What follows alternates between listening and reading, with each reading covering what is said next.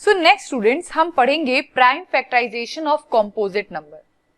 Real theory fundamental theorem of arithmetic में हमारा topic है कि कैसे हम प्राइम फैक्टराइजेशन कर सकते हैं कंपोजिट नंबर्स का।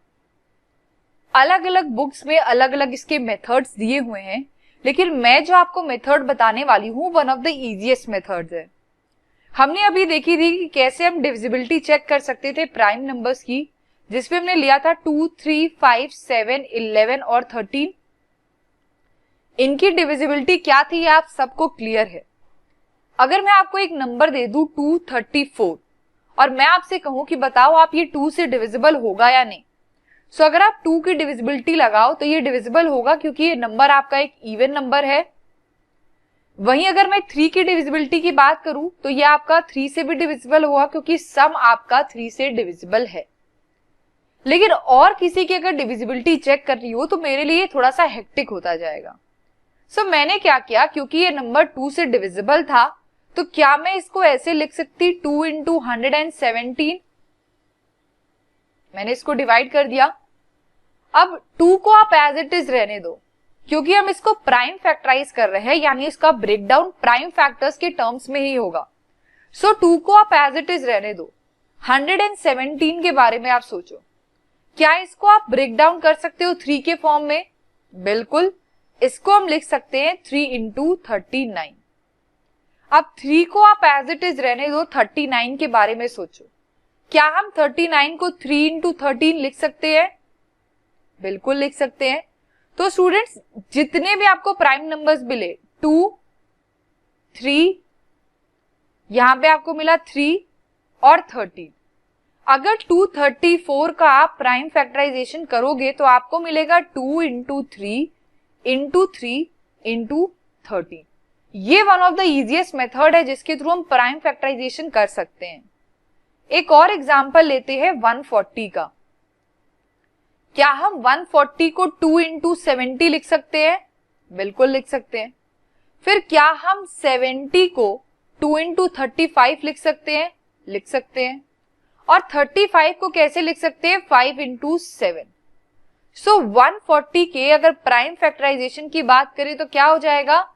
ये हो जाएगा आपका 2 इंटू 2 इंटू 5 इंटू 7। ओके, ये आपका क्या हो जाएगा? प्राइम फैक्टराइजेशन 120 का। अब स्टूडेंट्स ये तो आपने ऐसे लिखा, आप इसको जम्बल्ड करके किसी भी फॉर्म में लिख सकते हो 2, 5 इंटू 2 इंटू 7। ये क्या हो जाएगा? प्राइम फैक्टराइजेशन हो जाएगा किसका? ये प्राइम फैक्टराइजेशन हो जाएगा 140 का। अब इसके लिए एक थ्योरी है जो ये कहती है कि किसी भी कंपोजिट नंबर को हम प्रोडक्ट ऑफ प्राइम नंबर्स के फॉर्म में रिप्रेजेंट कर सकते हैं। ऑर्डर आपका चेंज हो सकता है, ऑर्डर आपका कुछ भी हो सकता है, और आप किसी भी गिवन कंपोजिट नंबर को बहुत आसानी से प्रोडक्ट ऑफ प्राइम नंबर्स के फॉर्म में लिख सकते हो। ये कोई बहुत डिफिकल्ट आपके लिए काम नहीं है। अब स्टूडेंट्स मैं आपको कुछ क्वेश्चंस देती हूं, इन क्वेश्चंस को देखते हैं। अभी हमने पढ़ा था डेसिमल्स के बारे में कि डेसिमल्स को हमने 2 पार्ट में डिवाइड किया, एक टर्मिनेटिंग एक non terminating. Then non terminating को फर्दर रेकरिंग और नॉन रेकरिंग के फॉर्म में लिखा, जिसमें से हमने ये देखा कि टर्मिनेटिंग और रेकरिंग डेसिमल्स जो है इनको आप फ्रैक्शंस के फॉर्म में रिप्रेजेंट कर सकते हो। सो इसके कुछ क्वेश्चंस देखते हैं। मैंने आपको एक क्वेश्चन दिया 0.3, दूसरा है आपका 0.62, तीसरा है 0.175, चौथा है आपका 0.875। अगर इन गिवन फ्रैक्शंस को स्टूडेंट्स हम गिवन डेसिमल्स को फ्रैक्शंस के फॉर्म में लिखे तो ये क्या हो जाएगा? ये हो जाएगा आपका 3/10, ये हो जाएगा आपका 62/100, ये हो जाएगा 175/1000 और ये हो जाएगा आपका 875/1000। अगर अब हम नीचे वाले फ्रैक्शंस में जो नीचे आपका डिनोमिनेटर गिवन है, अगर इस डिनोमिनेटर को हम प्राइम फैक्टराइज करें तो कैसे कर सकते हैं? 10 का प्राइम फैक्टराइजेशन हो जाएगा 2 की पावर 1 इंटू 5 की पावर 1। 100 को प्राइम फैक्टराइज करते हैं, इसको क्या हम लिख सकते हैं 2 इंटू 50, और 50 को वापस से लिख सकते हैं 5 इंटू 10। क्या हम लिख सकते हैं, ये कितना हो जाएगा, या 50 को आप क्या लिख सकते हो, 5 इंटू 5। तो इसका प्राइम फैक्टराइजेशन क्या कितना हो जाएगा, यहाँ पे इसका प्राइम फैक्टराइजेशन आपका हो जाएगा स्टूडेंट्स, ये आपका ऊपर है 62 बाई 2 का स्क्वायर इंटू 5 का स्क्वायर। ठीक है, नेक्स्ट बात करते हैं, अगर आप इसको ऐसे भी लिख सकते हैं 5 इंटू 10 और 10 को फर्दर लिख देते 5 इंटू 2, तो ये हो जाता है आपका 2 का स्क्वायर और 5 का स्क्वायर। अब यहां पे देखिए 1000 को प्राइम फैक्टराइज करना है। 1000 को प्राइम फैक्टराइज करने के लिए क्या हम 1000 को 2 इंटू 500 लिख सकते हैं, बिल्कुल। 500 को क्या हम 2 इंटू 250 लिख सकते हैं, बिल्कुल। क्या हम 250 को 2 इंटू 125 लिख सकते हैं, 125 को 5 इंटू 25 लिख सकते हो, 25 को फर्दर 5 इंटू 5 लिख सकते हैं। सो अगर इसकी बात करें तो इसका प्राइम फैक्टराइजेशन कितना हो जाएगा, ये हो जाएगा आपका 175 बाय 2 की पावर 3 इंटू कितना हो जाएगा 5 इंटू 5 इंटू 5, 5 का क्यूब कर दे इसे, 5 का क्यूब, बिल्कुल। ये हो जाएगा 5 का cube 125 into 8 that is 1000। Same उसी तरह 875 को लिखिए, 875 बाई ये आपका 1000 है, तो 2 की पावर 3 इंटू 5 की पावर 3। आप स्टूडेंट्स नीचे वाले डिनोमिनेटर को आपने प्राइम फैक्टराइज किया, यानी जो भी आपका Q की वैल्यू आई है, फ्रैक्शन को आप P बाई Q के फॉर्म में लिखते हो, जो भी आपकी Q की वैल्यू आई है वो 2 की पावर n और 5 की पावर m के फॉर्म में आपने रिप्रेजेंट कर दी है। अब ऊपर वाले फ्रैक्शंस में न्यूमरेटर को भी प्राइम फैक्टराइज करते हैं, तो ये तो आपका इतना ही रहेगा 2 इंटू 5, ये कितना होगा 62 को आप लिख सकते हो 2 इंटू 31, और नीचे कितना है 2 का स्क्वायर इंटू 5 का स्क्वायर। एक आपका 2 कैंसिल आउट हो जाएगा, तो ये हो गया 31 बाय 2 इंटू 5 का स्क्वायर। यहां पे देखिए आप 175 को आपको प्राइम फैक्टराइज करना है, कितना हो सकता है, ये हो सकता है आपका 5 का स्क्वायर इंटू 7, नीचे कितना है 2 का क्यूब इंटू 5 का क्यूब। अगर कैंसिल आउट हो जाए तो ऊपर आपका हो जाएगा कितना, ऊपर आपका रह जाएगा स्टूडेंट सिर्फ 7 बाय 2 की पावर 3 इंटू 5। यहां पे 875 को अगर आप फैक्टराइज करते हो तो ये हो जाएगा 5 का क्यूब इंटू 7 बाय 2 की पावर 3 इंटू 5 की पावर 3। 5 की पावर 3 कैंसिल आउट हो गया, कितना बच जाएगा 7 बाय 2 की पावर 3। यानी स्टूडेंट्स Q को आप किस फॉर्म में रिप्रेजेंट कर सकते हो, Q को आप इस फॉर्म में रिप्रेजेंट कर सकते हो जिसमें हम Q को लिख दे 2 की पावर m इंटू 5 की पावर m। लेकिन अगर वही बात करें नॉन रेकरिंग डेसिमल्स की, अगर हम नॉन रेकरिंग डेसिमल्स की बात करें स्टूडेंट्स, तो ये आपका हो जाएगा 0.3 बार दैट इज 1/3। वही अगर बात करें स्टूडेंट 0.254 की, ये कितना हो जाएगा आपका, ये हो जाएगा आपका 14/35। यानी स्टूडेंट्स आप इसको किस फॉर्म में रिप्रेजेंट नहीं कर सकते, आप इसमें Q को 2 की पावर n इंटू 5 की पावर m के फॉर्म में आप रिप्रेजेंट नहीं कर सकते, इसीलिए नॉन रेकरिंग डेसिमल्स जो हैं वो आपका p बाई क्यू के फॉर्म में रिप्रेजेंट नहीं होते हैं। अब कुछ नेक्स्ट क्वेश्चंस भी देखते हैं। इस क्वेश्चन में मैंने आपको एक नंबर दिया है 17 बाय 625, 66 बाय 100, 66 बाय 180, 17 बाय 90। ये आपके सामने कुछ क्वेश्चंस है और एक और क्वेश्चन है 33 बाय 50। अब अगर स्टूडेंट्स मैं 625 को फैक्टराइज करूं तो 625 को मैं कैसे लिख सकती हूं, मैं लिख सकती हूं इसको 5 इंटू 125, 125 को लिख सकती हूं 5 इंटू 25 और 25 को लिख सकती हूं 5 इंटू 5। तो क्या मैं इसको ऐसे लिख सकती हूं 17 अपॉन 2 की पावर 0 इंटू 5 की पावर 4। ये आपका क्या है, ये आपका एक टर्मिनेटिंग डेसिमल है। ये क्या है आपका, ये आपका एक टर्मिनेटिंग डेसिमल है। वैसे ही बात करें 66/180 की, अगर आप 180 को प्राइम फैक्टराइज करते हो तो क्या इसको हम कैसे लिख सकते हैं स्टूडेंट्स? 180 को हम लिख सकते हैं 2 into 90, इसको लिख सकते हैं 2 into 45, इसको लिख सकते हैं हम क्या 5 into 9, और 9 को लिख सकते 3 into 3।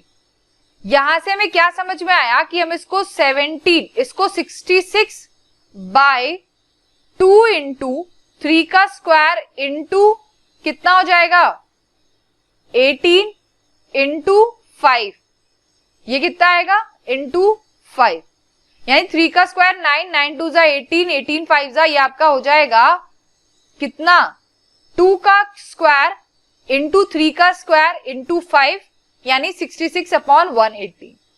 ये स्टूडेंट्स आपका नॉन टर्मिनेटिंग है और रेकरिंग हो जाएगा। वैसे ही 17/90 की बात करें तो 70/2 इंटू 3 का स्क्वायर इंटू 5, ये भी आपका कैसा है नॉन टर्मिनेटिंग लेकिन रेकरिंग। 33/50 की बात करते हैं, 33 को हम लिख सकते हैं 3 into 11, और इसको लिख सकते हैं 2 की पावर 1 into 5 की पावर 2। ये भी कैसा है स्टूडेंट्स? ये भी आपका नॉन टर्मिनेटिंग है, ये आपका टर्मिनेटिंग है क्योंकि ये क्या हो जाएगा, ये आपका p/q के फॉर्म में रिप्रेजेंट हो गया, और q आपका किस फॉर्म में 2 की पावर n into 5 की पावर m के फॉर्म में।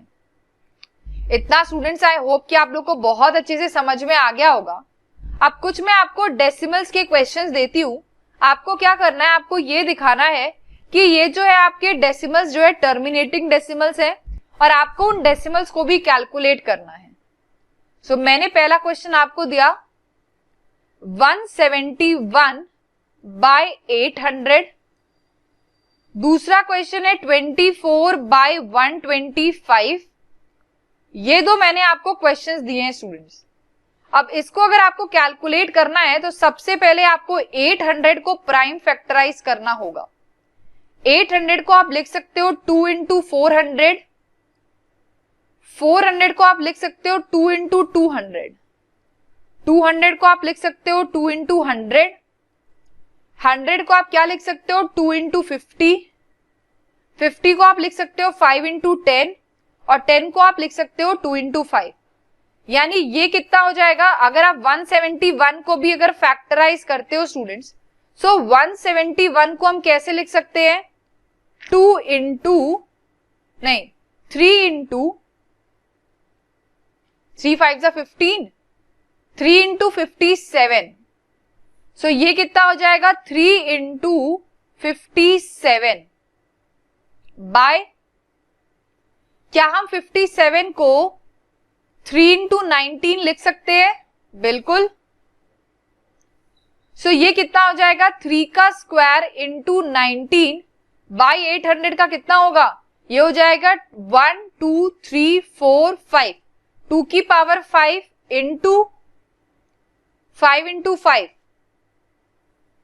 इंटू 5 का, सो ये हो जाएगा स्टूडेंट्स 2 की पावर 5 इंटू 5 की पावर 2। अब मैंने ऊपर नीचे किससे मल्टीप्लाई कर दिया 5 की पावर 3 से। सो ये आपका कितना बन जाएगा, ये आपका स्टूडेंट्स बन जाएगा 3 की पावर 2 इंटू 5 की पावर इंटू 19 इंटू 5 की पावर 3, और नीचे कितना हो जाएगा 2 की पावर 5 इंटू 5 की पावर, ये 3 था आपका और 2 ऑलरेडी था यहाँ पे, ये हो जाएगा 5। अब इसको आप कैसे लिख सकते हो स्टूडेंट्स, क्या हम इसको ऐसे लिख सकते हैं 3 का स्क्वायर इंटू 19 इंटू 5 की पावर 3 बाय 2 इंटू 5 की पावर 5। यहां से ये हो गया 3 का स्क्वायर इंटू 19 इंटू 5 की पावर 3 बाय 10 की पावर 5। ये हो जाएगा 171 इंटू 125 बाय 10 की पावर 5, और जब आप इसे सॉल्व करोगे ये वैल्यू आएगी 0.21375। यानी आपने इस गिवन फ्रैक्शन को पहले तो ये बताया कि टर्मिनेटिंग डेसिमल के फॉर्म में है, और फिर आपने उसको डेसिमल के फॉर्म में कन्वर्ट कर दिया। अब नेक्स्ट क्वेश्चन देखते हैं, जिसमें सबसे पहले हमें 125 को फैक्टराइज करना होगा। ये कितना हो जाएगा आपका, क्या हम इसे लिख सकते हैं 5 इंटू 25 और 25 को लिख सकते हैं 5 इंटू 5। तो ये कितना हो जाएगा, ये हो जाएगा आपका 2 की पावर 3 इंटू 3 बाई 5 की पावर 3 इंटू 2 की पावर 0। अब यहां पे आप 2 की पावर 3 से अगर मल्टीप्लाई करते हैं तो ये कितना हो जाएगा, ये आज आपका हो जाएगा 2 की पावर 3 इंटू 3 इंटू 2 की पावर 3 बाय 2 की पावर 3 इंटू 5 की पावर 3। यहां से 2 की पावर ये हो जाएगा कितना, ये हो जाएगा 2 की पावर 4 इंटू 8 बाय 2 की इंटू 5 इंटू की पावर 3। जब आप स्टूडेंट्स इसको सॉल्व करोगे तो ये वैल्यू आएगी, ये वैल्यू आपकी कितनी हो जाएगी, ये हो जाएगी 16, यानी कि 192 बाई 10 की पावर 3। ठीक है, इतना आपको समझ में आया कि ये मैंने कैसे किया है स्टूडेंट्स, तो इसको आपको अच्छे से समझ में आ जाना चाहिए। और ये वैल्यू कितनी हो जाएगी, ये हो जाएगी 0.192। और यही स्टूडेंट्स आपको इस क्वेश्चन में फाइंड आउट करना था, आपको डेसिमल की वैल्यू कैलकुलेट करनी थी।